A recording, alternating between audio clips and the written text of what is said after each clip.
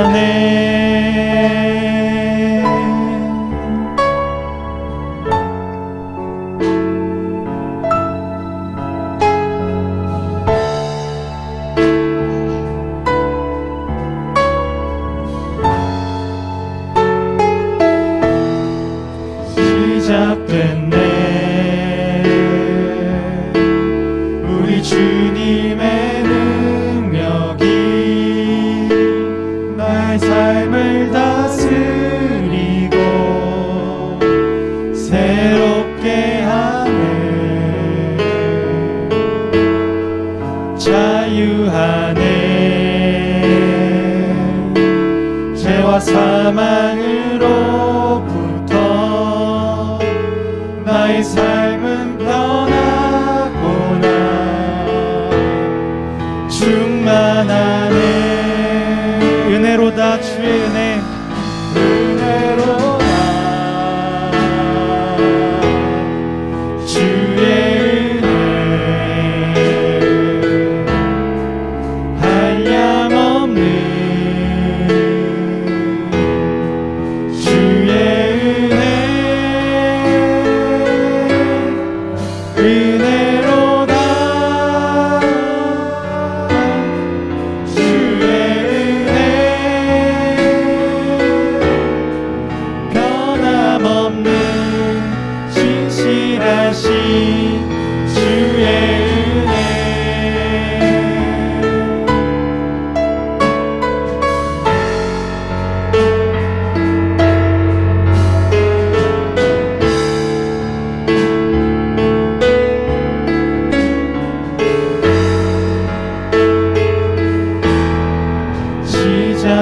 시작됐네. 우리 주님의 능력이 나의 삶을 다스리고 새롭게 하네. 자유하네. 죄와 사망으로부터 나의 삶은 변하구나. 충만하네. 은혜로다. 은혜로다. 주의 은혜 한량없는 주의 은혜 은혜로다. 주의 은혜 변함없는 진실하신 주의 은혜. 이 시간에 예배에 앞서 나아가기 전에 먼저 기도드리고 우리를 하나님 앞에 내놓고 내 진심을 내놓는 그런 시간에 기도를 하는 그런 지금이 될 수 있었으면 좋겠습니다. 기도하시겠습니다.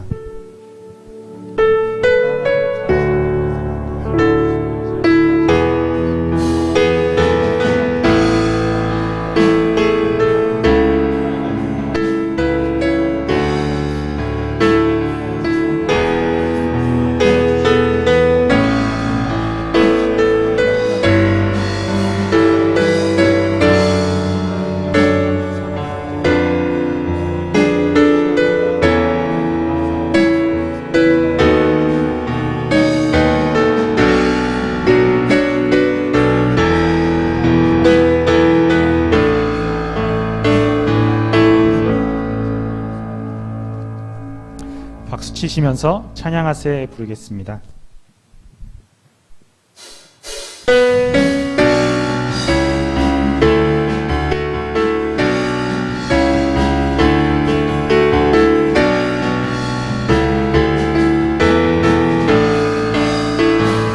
찬양하세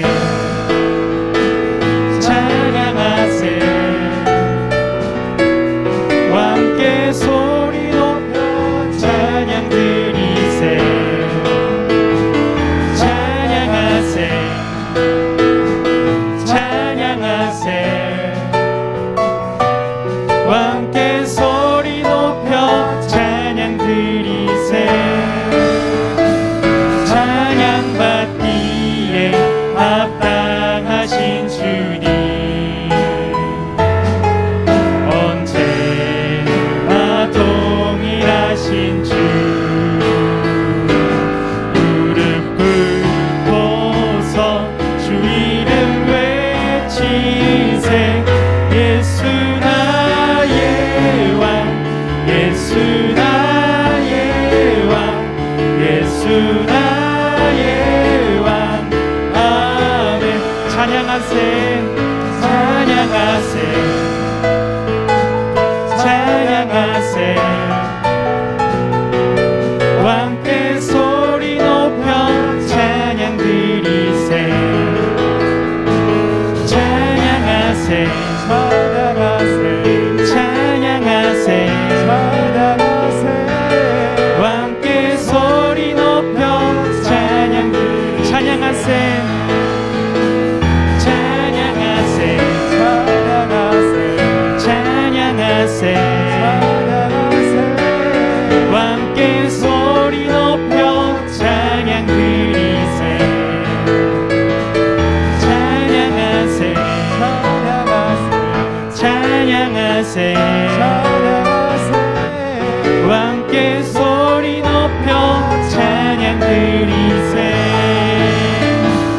찬양 받기에 합당하신 주님 언제나 동일하신 주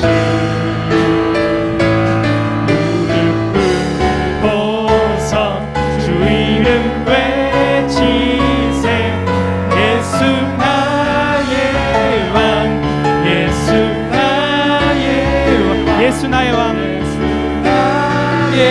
예수 나의 왕 예수 나의 왕 예수 나의 왕 아멘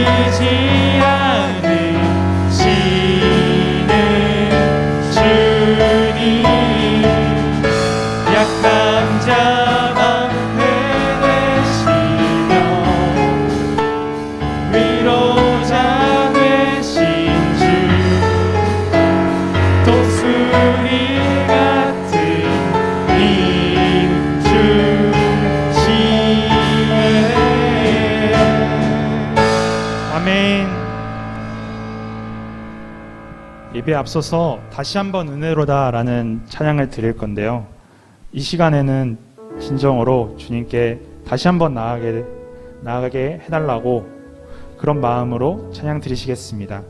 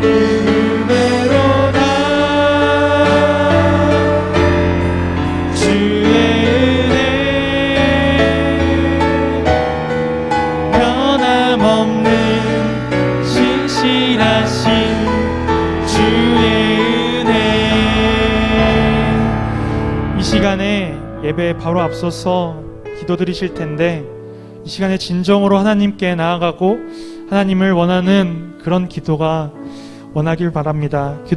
그런 기도를 할 수 있는 그런 저희가 될 수 있도록 도와달라고 기도드리시겠습니다. 하나님,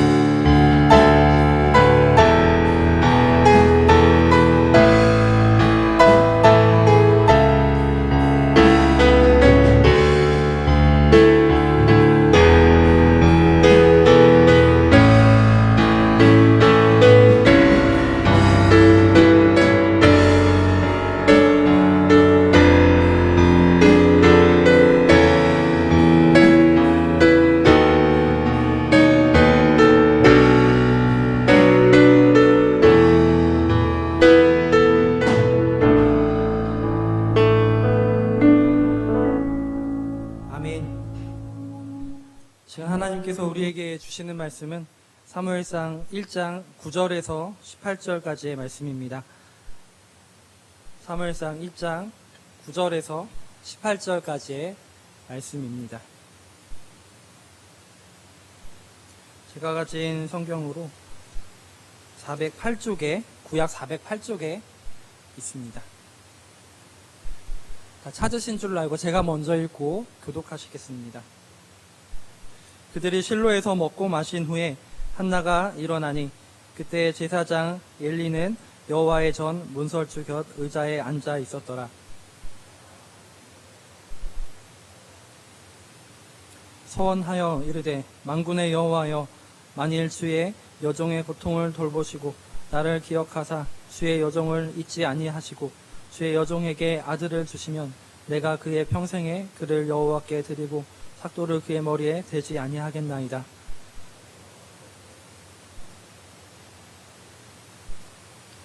한나가 속으로 말하매 입술만 움직이고 음성은 들리지 아니하므로 엘리는 그가 취한 줄로 생각한지라.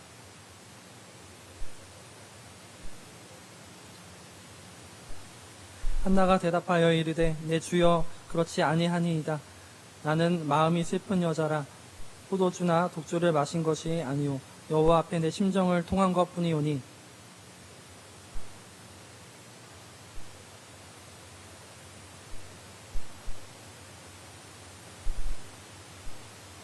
엘리가 대답하여 이르되 평안히 가라. 이스라엘의 하나님이 내가 기도하여 구한 것을 허락하시기를 원하노라 하니. 함께 읽겠습니다. 이르되 당신의 여종이 당신께 은혜에 입기를 원하나이다 하고 가서 먹고 얼굴이 다시 근심의 빛이 없더라. 아멘. 우리 옆에 성도님들께 이렇게 인사하겠습니다. 하나님이 내 소망, 하나님이 당신의 소망이십니다. 다시 한번 우리 가슴에, 자기 가슴에 손을 얹고 이렇게 선포하겠습니다. 성령 충만하십시오. 행복하십시오. 다시 한번 옆에 성도들께 똑같이 축복하겠습니다. 성령 충만하십시오. 행복하십시오. 아멘. 우리 하나님의 소망 되심과 하나님의 성령의 충만함을 전하는 우리 축복의 통로입니다. 함께 우리가 읽으신 사무엘상 1장 본문은 모두 다 한 번 이상 다 들어보셨고 한 번 이상 다 읽어보신 유명한 말씀 구절입니다. 우리가 말씀을 읽을 때 근데 본문을 잘못 적용하는 경우가 간혹 있죠. 하나는 하나님 중심으로 해석하는 것이 아니라 내 중심적으로 해석하는 거고, 또 하나는 배경을 잘 모르고 해석하는 것입니다. 두 가지를 먼저 훑고 그리고 본문으로 들어가겠습니다. 하나는 입맛에 맞게 내 중심으로 말씀을 해석하고 적용하는 경우입니다. 한나처럼 이렇게 기도를 하면은 아들을 얻는다라고 모든 기도에 대입을 한다면, 모든 사람에게 다 대입을 한다면 하나님이 굉장히 곤란해지실 것입니다. 왜냐하면은 공부를 전혀 안 하고 있는 자녀를 두고 만약에 기도를 40일 철야를 하면은 공부를 안 하고 있는데도 갑자기 전교 1등을 한다거나, 아니면은 다이어트에 계속 이제 실패를 하는데 운동을 전혀 하지 않고 기도만 40일 동안 했는데 원하는 만큼 살이 빠진다거나, 이런 해석은 말씀을 이제 잘못 이해하는 거겠죠. 성도님들은 잘 아실 거라고 생각을 합니다.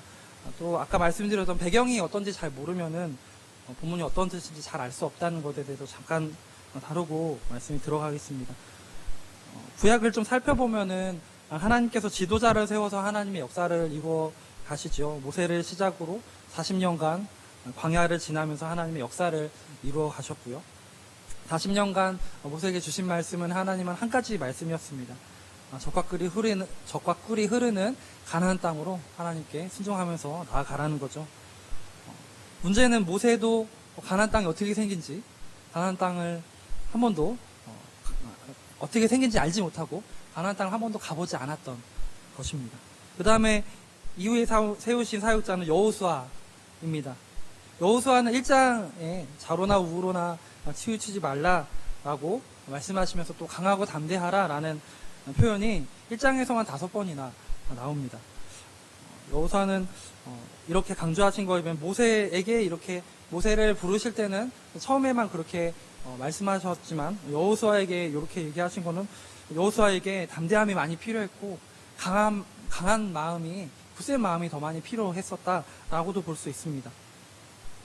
성경은 참 독특하죠. 모든 역사가나 저술가가 누가 태어났다 그러면서 굉장한 탄생을 말하면서 시작되는 글들이 많지만, 성경은 여호수아가 시작하는데 모세가 죽었더라 이러면서 시작이 됩니다. 그리고 사사기에서는 여호수아가 이제 죽었더라 이렇게 시작이 되죠. 하나님의 역사는 이 사람이면 가능하다, 이 사람이면 가능하다라고 생각하던 그 사람은 하나님께서 데려가시는 경우 있고, 또 이 사람이 할 수 있을까, 겉보기에 능력이 부족해 보이는데 라고 생각하는 그 사람을 통해서도 하나님은 놀랍게 일하시는 부분을 바라봅니다.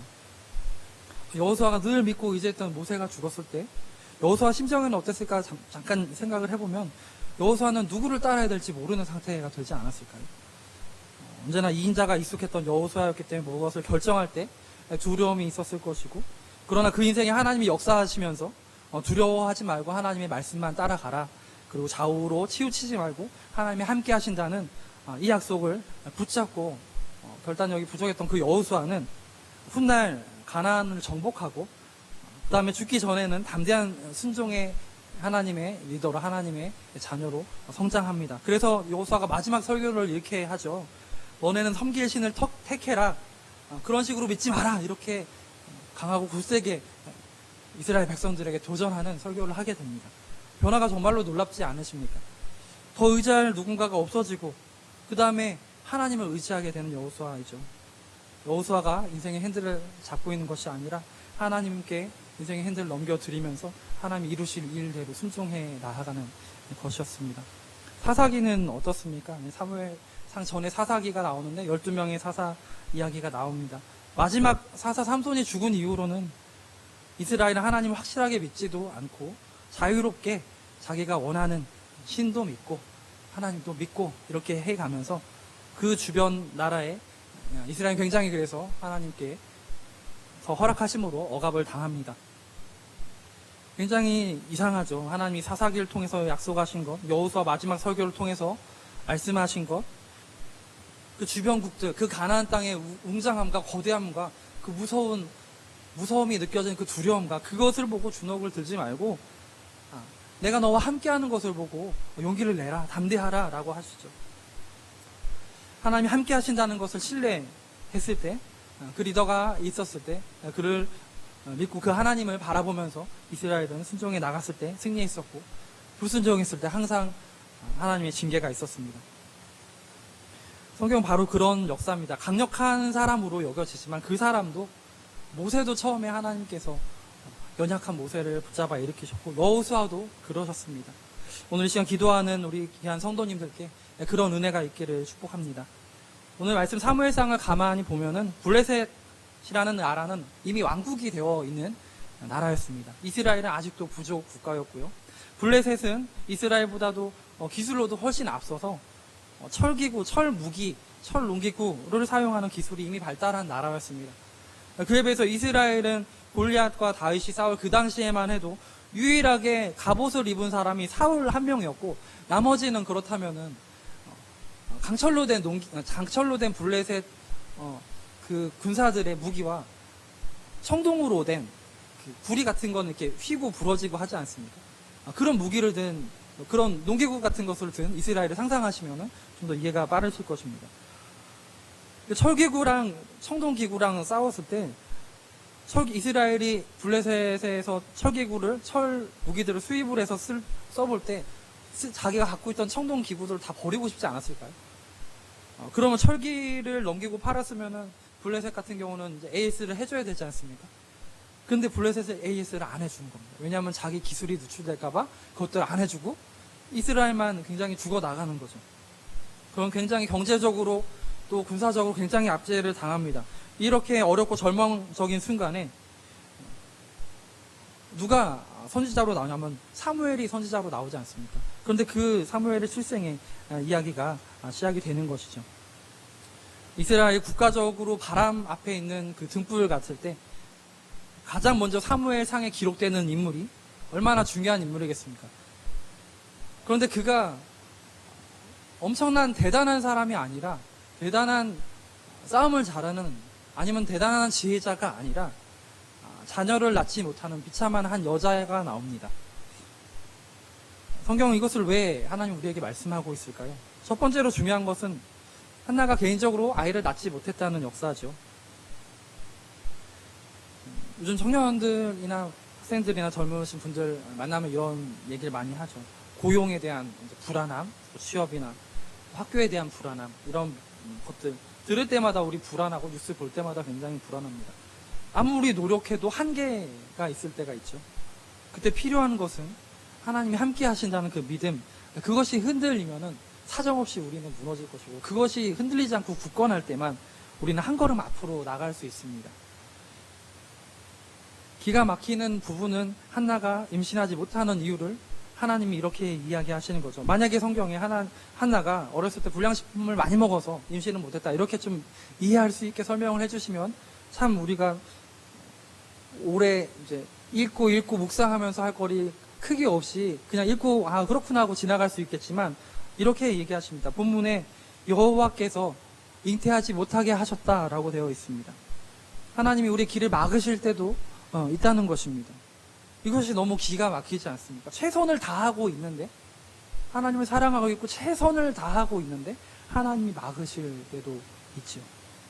우리가 익히 알고 듣고 있는 것은 하나님을 믿으면 길을 열어주신다는 것, 이것이 가장 익숙하지 않습니까? 그러니까 뭐 적어도 성적이 너무 떨어졌을 때 기도를 하면 아들아 답은 4번이다 이렇게 하신다거나 그러면 좋겠다 이렇게 생각이 들 때 있지 않습니까? 학생들도 그렇고 또 시험을 준비하고 또 누군가를 만나야 되는 업무상 누군가를 만나야 된다거나 또 중요한 그 통과 의뢰를 한다거나 이럴 때 좀 이렇게 좀 됐으면 좋겠다 싶을 때가 참으로 있는데, 하나님 어떻게 하십니까? 본문에 우리가 오늘 본문에 되지 않았지만 5절을 함께 우리 한 목소리로 5절을 읽어보겠습니다. 1장 5절입니다. 한 목소리 읽겠습니다. 시작. 한나에게는 갑절을 주니 이는 그를 사랑함이라. 그러나 여호와께서 그에게 임신하지 못하게 하시니. 본문에 보니까 이제 그러나부터 그 뒷부분을 제가 말씀드리자면, 하나님은 한나에게 자식을 못 낳게 하십니다. 이것이 굉장히 기가 막히는데요. 왜 그러냐면은 1장 1절에 보시면은 한나의 남편 엘가나의 그 집안이 보통 집안이 아닙니다. 성경을 볼 때 그 사람의 이름이 나오면 일단은 그 사람 하나님이 대단하게 조금 붙잡고 계시는 그 사람인 경우가 굉장히 많고요. 성경에 그 인물의 아버지 이름이 나오면은 그 집안은 굉장히 엄청난 집안입니다. 할아버지 이름이 나오면은 하나님이 엄청나게 일하시는 그 집안입니다. 예수님은 할아버지도 계속 나오지 않습니까? 그런 것처럼 보통 집안이 아닌 그런 엘가나 집안이죠. 엄청난 집안이다 1절에서 이렇게 말씀하시고 한마디 하신 뒤에 2절에 보니까 그런데 그에게 아내가 2명 있었다라고 합니다. 하나님, 우리 입장에서 하나님을 생각할 때 참 신기할 때가 많이 있죠. 사람은 내 스스로 나는 참 괜찮다 이렇게 소개를 하고 싶어 하지 않습니까? 명함에 나는 감옥에 몇 번 다녀왔습니다 이렇게 적는 사람은 없지 않겠습니까? 그런데 하나님 우리 겉모습에 속지 않으십니다. 그에게 아내가 2명이 있었다.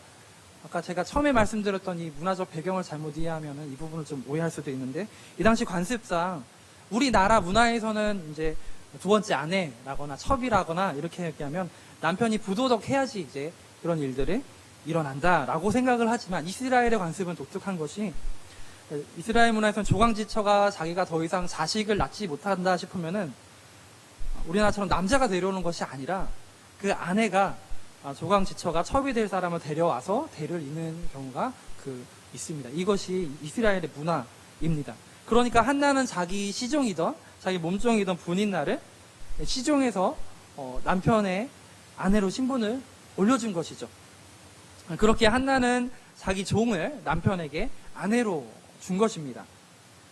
놀랍게도 분인나는 그런데 뒤만 돌면 아이가 태어납니다. 한나 마음이 어땠을까요? 자기는 하나님께서 자녀를 주시지 않아서 자녀가 없는데 이 분인나는 아이가 계속 태어나는 거죠. 성도님들, 남들은 다 잘 되고 다 잘하는 것 같은데 나만 잘 안 된다고 느껴질 때 있지 않으십니까? 그리고 굉장히 속상하거든요. 이렇게 친구분들이나 아니면 뭐 요즘 만나기가 좀 그러니까 통화를 한다거나 이렇게 하면 친한 분들은 이렇게 통화하지 않습니까? 그 다음에 자세한 얘기는 우리 만나서 얘기하자 그러면서 또 얘기 이렇게 많이 할 때 있지 않습니까? 그런데 얘기 들을 때 보면 항상 그 친구네는 뭐 자녀가 화목하고 더 사랑이 많고 이랬다가 나는 뭐지 이래가면서 마음이 우리가 낮아질 때가 있는데 한나의 마음이 바로 그랬던 것이죠. 분인나가 아이를 낳으면서 또 자랑을 했을 수도 있고요. 본문 3절에서 5절을 읽겠습니다. 본문 3절에서 5절은 우리 한 목소리로 읽어보겠습니다. 이 사람이 매년 자기 성읍에서 나와서 실로에 올라가서 만군의 여호와께 예배하며 제사를 드렸는데 일리의 두 아들 홈니와 비나하스가 여호와의 제사장으로 거기에 있었더라. 엘가나가 제사를 드리는 날에는 제물의 분깃을 그의 아내 분인나와 그의 모든 자녀에게 주고 한나에게는 갑절을 주니 이는 그를 사랑함이라. 그러나 여호와께서 그에게 임신하지 못하게 하시니. 자, 여기 보면 남편이 제사를 드린 뒤에 자녀들에게 또 아내에게 음식을 나눠주죠. 이스라엘은 아시겠지만 가부장제입니다. 그러니까 음식을 만드는 것은 여자들이 만들지만 나눠주는 것은 엄마들이 나눠주는 것이 아니라 남편이 나눠줍니다. 그러니까 제사를 드리는 그날엔 제물의 분깃을 남편이 나눠준다는 것이 어떤 뜻이냐면은 그 문화적으로 남편이 혹시라도 사고 나서 유고시에 나의 재산은 이렇게 나눌 거다라고 하는 것을 공식적으로 드러내는 의미입니다. 그러니까 엘가나가 내가 앞으로 죽으면 내 유산은 이렇게 나눈다라고 증명하는 게 이 당시 음식을 나눠주는 그 분량입니다. 계속 읽어보겠습니다. 4절 5절도 함께 읽어보겠습니다. 엘가나가 제사를 드리는 날에는 제물의 분깃을 그의 아내 분인나와 그의 모든 자녀에게 주고 한나에게는 갑절을 주니 이는 그를 사랑합니다. 최고의 로맨티스트 엘가나죠. 아내를 굉장히 사랑하는 남편입니다. 그런데 문제는 한나의 시종이었다가 아내가 된 분인나도 같은 아내지 않습니까? 그런데 한 몫을 주고 그 자녀들에게도 한 몫씩만 주는 것이죠. 그러니까 오직 이 한나에게만 다른 사람들보다 2배를 준다는 것은 다른 사람들을 사랑하는 마음은 한나를 사랑한 마음의 반쪽 정도. 이렇게 생각하면 굉장히 속상하지 않습니까? 그러니까 누가 화가 많이 났냐면 분인나가 이 일로 굉장히 화가 많이 난 거죠. 자기는 아이도 키워야 되고 또 살림도 했을 것이고 죽어라 고생을 하는데 한나는 남편이 주는 그 음식 먹을 몫을 2배나 더 받으면서 사랑도 남편한테 덜 받는 것 같으니 분인나는 아내로서 또 엄마로서 굉장히 화가 나는 거죠. 그래서 분인나가 격분해서 한나를 괴롭히는 것이죠. 예를 들면은 이런 것입니다. 한나가 오면은 분인나는 보란 듯이 아이를 찾아 아이한테 달려가서 제가 상상하기로는 아이한테 달려가서 한나가 있는 그쯤에서 아이를 안고 항상 우르르 깍꿍 이래 가면서 너무 약이 오르게 그 속을 뒤집어 주고 싶은 거죠. 남편 사랑 많이 받으면 뭐 하냐. 애가 있어야지 이래 가면서 가식이 없는 여자가 아이 키우는 재미를 알까? 이래 혼잣말 하듯이 들으라고 얘기하면서 아마 이렇게 하지 않았을까 상상이 됩니다. 그러니까 한나는 이것이 속이 상하는 그냥 정도가 아니라 절망적인 기분이겠죠. 그 상한 기분 가운데 한나의 발걸음은 어디로 향하느냐? 성전을 향해 하나님께 기도를 하러 갑니다. 하나는 기분이 좋을 때 기도를 하는 것이 아니라 기분이 나쁠 때 주님께 나오는 것입니다. 아니 기분이 나쁜데 주님께 나왔다는 것은 그 속상한 마음과 눈물을 주님께 쏟는 것이죠. 찬양 중에 너 예수께 조용히 나가 내 마음을 쏟아놓으라 라는 찬송가가 있습니다. 내 마음을 쏟아놓는 것은 어떤 소원이나 어떤 목적 그럴 때뿐만이 아니라 우리의 평소에 작은 우리 마음이 아픈 상처라든지 어려운 것이라든지 하나님이 그것을 듣는 것을 하나님 기뻐하십니다. 9절에도 보면은 묘한 대사가 있는데요. 이렇게 말합니다. 9절 제가 읽겠습니다. 그들이 실로에서 먹고 마신 후에 한나가 일어나니 여기까지만 제가 읽겠습니다. 아무도 도와줄 수가 없는 아이를 낳는 걸 뭐 대신 누가 도와줄 수 있는 대신할 수 있는 게 아니지 않습니까? 누구도 이것을 어떻게 회복시킨다는 보장을 할 수가 없는 그 상처와 아픔의 상실이 가득한 여자가 어디서 일어나냐면 하나님이 계신 곳으로 나아가서 그곳에서 일어납니다. 그 좌절과 낭망에 낙심하는 그 자리에서 일어나 하나님께 나아갑니다. 10절, 11절, 12절 제가 읽겠습니다. 한나가 마음이 괴로워서 여호와께 기도하고 통곡하며 서원하여 이르되 만군의 여호와여 만일 주의 여종의 고통을 돌보시고 나를 기억하사 주의 여종을 잊지 아니하시고 주의 여종에게 아들을 주시면 내가 그의 평생에 그를 여호와께 드리고 삭도를 그의 머리에 대지 아니하겠나이다. 하나가 괴로운 마음으로 하나님을 간절히 의지하고 기도하고 있습니다. 그저 하나님 아버지 감사합니다. 이렇게 기도가 쉽게 나올 때가 우리가 있고, 너무 힘들면은 기도에 말이 잘 나오지 않을 때가 있지 않습니까? 아버지 이래가면서 발음도 제대로 안 되고 딱 앉았는데 수많은 생각과 마음에 있는 것들이 많지만 아버지 한번 부르고 말은 안 나오고 속으로 기도할 때 있지 않으셨습니까? 마치 바로 그런 모습으로 한나가 기도한 거죠. 옆에서 보면은 미친 사람 같이도 보이고 취한 사람처럼 보이는 것이었죠. 이런 모습으로 기도할 때 하나님이 우리가 그렇게 기도할 때는 못 알아들으신다면 굉장히 곤란해지죠. 하지만 시편에 기가 막힌 말씀이 있습니다. 여호와 하나님은 내 입의 혀에 말을 알아듣지 못하는 것이 없으십니다. 그렇게 기도해도 하나님이 우리의 심중에 있는 것을 다 알고 계시죠. 한나가 그렇게 마음에 있는 것을 쏟아놓고 있습니다. 하나님 앞에 내 영혼과 상함과 아픔들을 하나님께 기울여서 기도하다 보면 말이 제대로 나오지도 못하는 그 상태로 기도할 때가 있습니다. 이렇게 하나님께 엎드려서 한나가 기도하고 있는데 엘리제 사장이 여기에 와서 뭐라고 말을 하냐면 포도주를 먹지 마라, 술 취하지 마라, 이렇게 얘기를 합니다. 그래서 한나가 말합니다. 제가 포도주나 독주를 마신 것이 아니라 저를 악한 여자로 여기지 마십시오. 제가 마음이 원통해서 하나님께 말씀드린 겁니다. 이렇게 얘기하죠. 그 다음에 엘리가 부끄러웠는지 너가 기도한 것을 하나님께서 주시길 원한다 라고 얘기를 해줍니다. 사랑하는 성도님들의 마음의 심령이 한나처럼 하나님께 모든 것을 쏟아놓는 그런 방향으로 가기를 소망합니다. 하나님을 사모하시기 바랍니다. 오늘 본문에서 하나님은 세상에서 네로라 할 만한 똑똑하고 대단한 사람을 세워서 일하시지 않으시고 자녀를 낳지 못하는 한 비참한 여자를 세워서 하나님의 나라를 준비하고 계시지 않습니까? 아직 코로나로 인해서 아직도 상황이 힘들고 경제적으로도 아직도 어려운 시기를 지나고 있습니다. 재작년 통틀어서 교회가 8,000개가 문을 닫았다는 통계가 있습니다. 예배 회복으로도 굉장히 어려운 시기를 지나고 있습니다. 그것을 뒤로 하고 채 우리 사랑하는 성도님들, 하나님이 아니면 안 되는, 하나님만 하실 수 있는 그 기도의 간절한 제목들 성도님들 하나씩 다 갖고 계실 줄로 압니다. 한나는 하나님께 나와서 하나님께 엎드려 기도했습니다. 그럴수록 하나님이 한나를 보십니다. 그럴수록 하나님이 우리도 찾으시죠.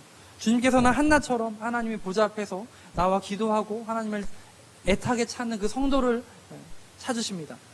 정말 지금 우리 사랑하는 성도님들께서 꼭 응답받고 정말 절실한 기도의 제목은 무엇입니까?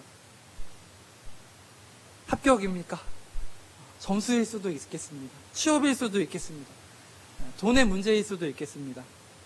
가족의 문제일 수도 있겠습니다. 건강의 문제, 자녀의 문제도 있을 수 있습니다. 사랑하는 성도님들, 그러나 이것을 기억하시면 좋겠습니다. 우리 따라하겠습니다. 한나의 기도 응답은 아들이 아니었습니다. 한나의 기도 응답은 하나님이었습니다. 성도님들, 한나가 아들을 얻는 것, 단지 그것 하나가 한나의 기도의 응답이었다면 어떻게 그 아들을 하나님께 다시 드릴 수가 있겠습니까? 제가 유치부 예배만 인도해도 아기들이 너무 사랑스럽고 우리 제일 어린 하원이만 봐도 너무너무 사랑스러운데, 그리고 제가 어렸을 때 제가 초등학교 6학년 때 제 여동생이 태어났거든요. 그러니까 제가 중학교 중1, 2학년 때는 제 동생 유모차를 끌고 막 이렇게 바람도 쐬어주고 이렇게 했었거든요. 갓난아기가 얼마나 귀엽고 사랑스럽습니까?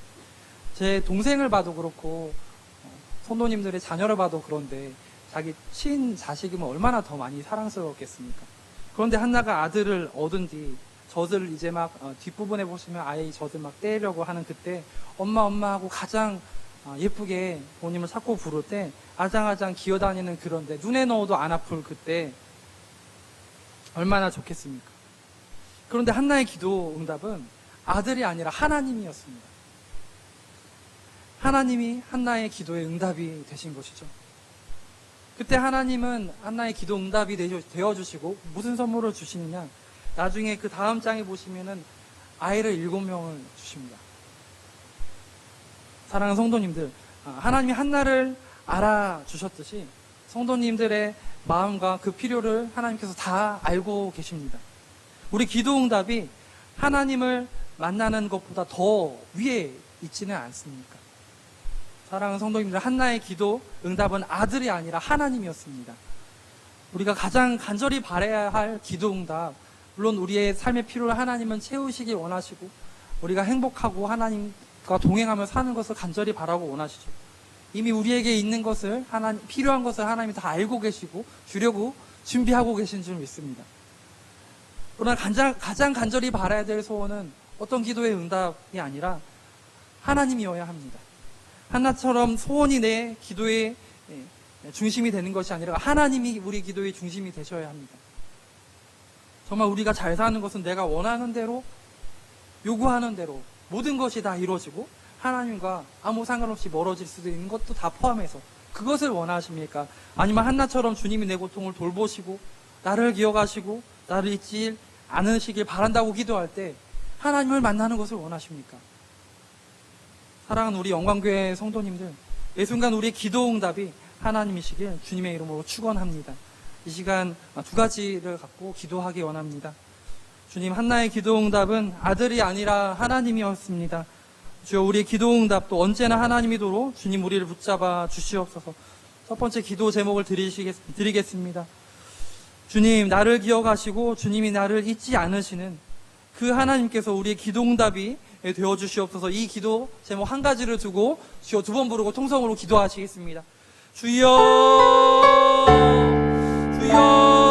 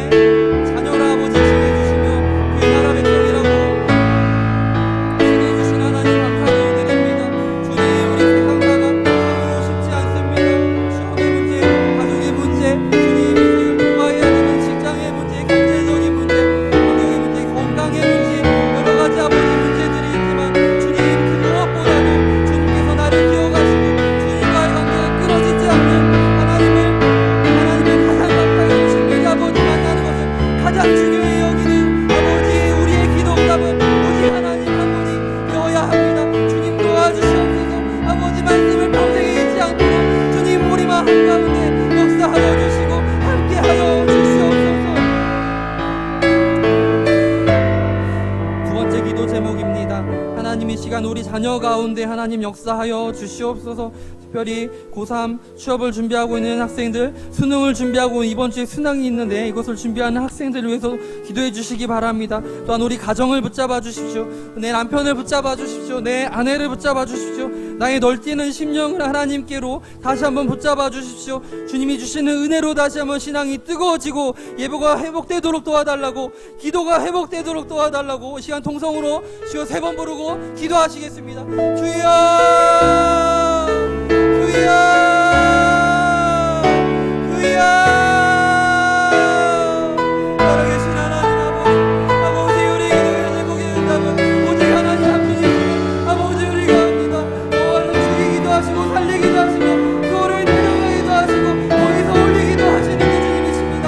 너와는 가난하기도 하시고 구하기도 하시고 낮추기도 하시고 높이기도 하시는 그 하나님 아버지, 너와 같이 거룩하십니까? 하나님 같은 다른 반석이 없는 줄 아버지, 우리가 합니다.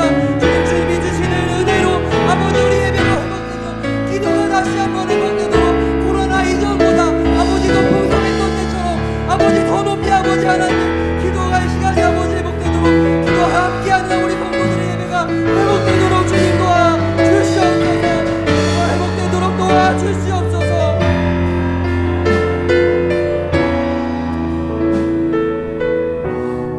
이 모든 말씀 예수님의 이름으로 기도합니다. 아멘.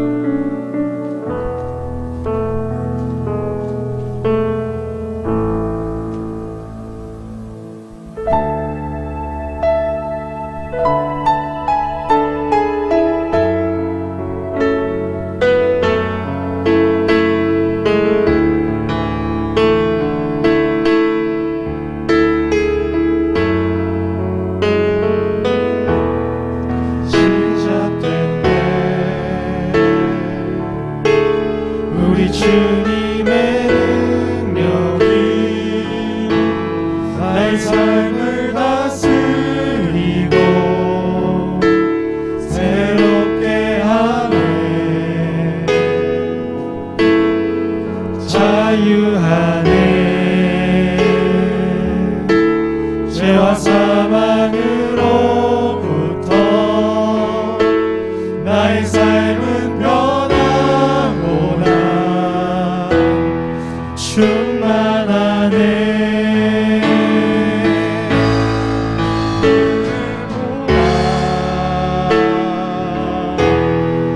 주의 은혜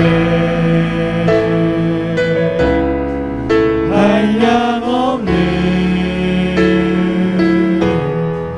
주의 은혜로다. 주의 은혜 변함없는 신실하신 주의 은혜.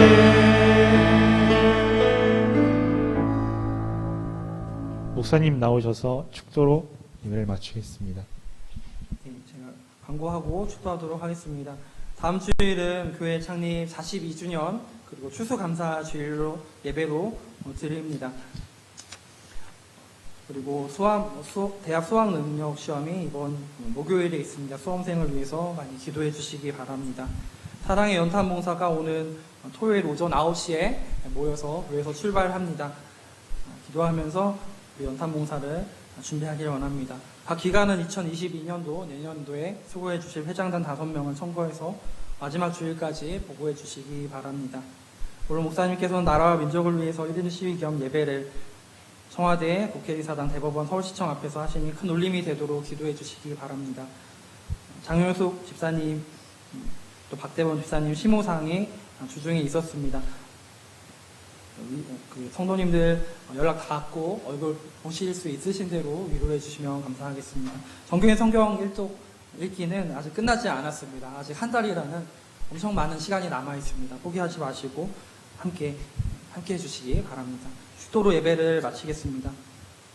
지금은 우리 주 예수 그리스도의 놀라우신 은혜와 그 아들을 이 땅에 주신 하나님의 극진하신 사랑과 성령 하나님의 감동, 감화, 역사, 인도하심이 내가 원하고 바라는 다른 여러 기도 응답보다도 하나님이 내 기도의 응답이 되시기를 항시 소망하는 우리 영광교회 모든 성도님들과 그 가정과 직장과 사업장 위에 이제로부터 영원히 함께 있을지어다. 아멘.